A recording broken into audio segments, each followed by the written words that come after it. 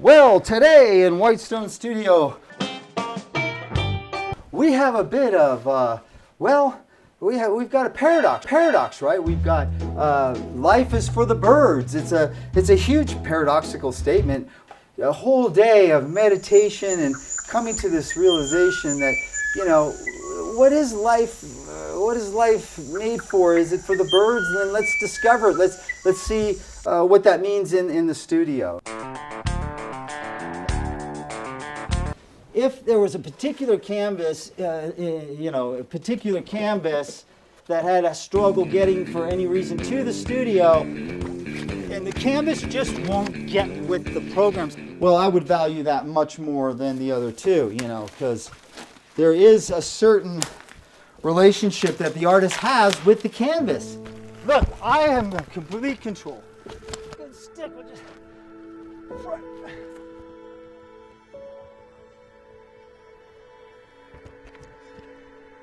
And it's a relationship that can be very, deep, and it can be frustrating, but it can also be very enlightening. But, I'm in control. That's pretty obvious. I'm the artist.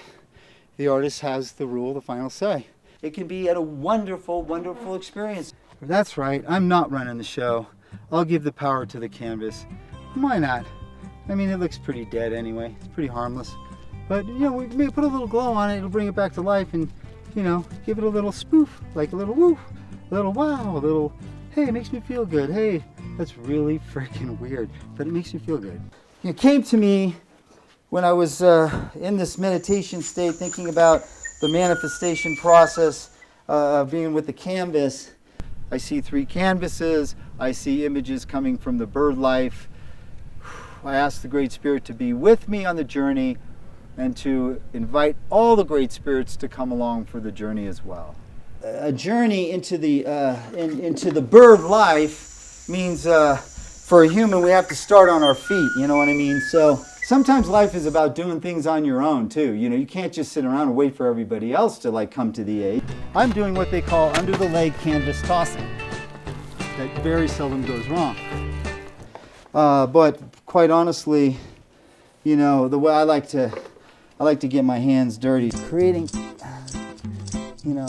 some kind of head here. This is what they mean by life is for the birds, you know what I mean? Like, you might as well, if you're not a bird, you might as well try to celebrate being one, But for me, I have to start on the ground, and the birds, let them come forth, and the idea that I can fly is always a nice thing. Bird in the cage. I think it's time to just get back to the silence.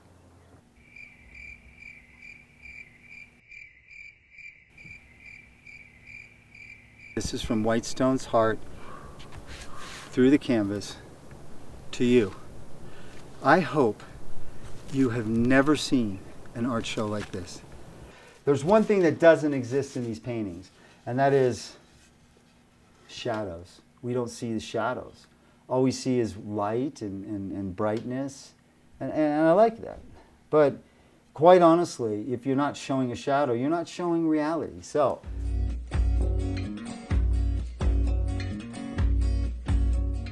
okay, now I'm sensing we're needing some wingage. So a package of feathers, the almighty E6000 glue. That's right, E6000 glue. And now, in some way we're going to do this, if I can do it in such a way. The feathers are on. We can bring more definition to what we're looking at, and here we go. Head here, and then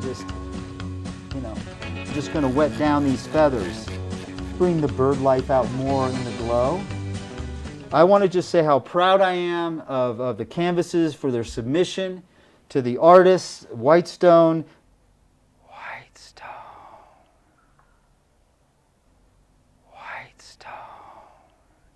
For the creation of the glow art. And now what we'd like to do, can we just have a lights, please? Lights. Beautiful. Glow lights. Can we shut that off, please?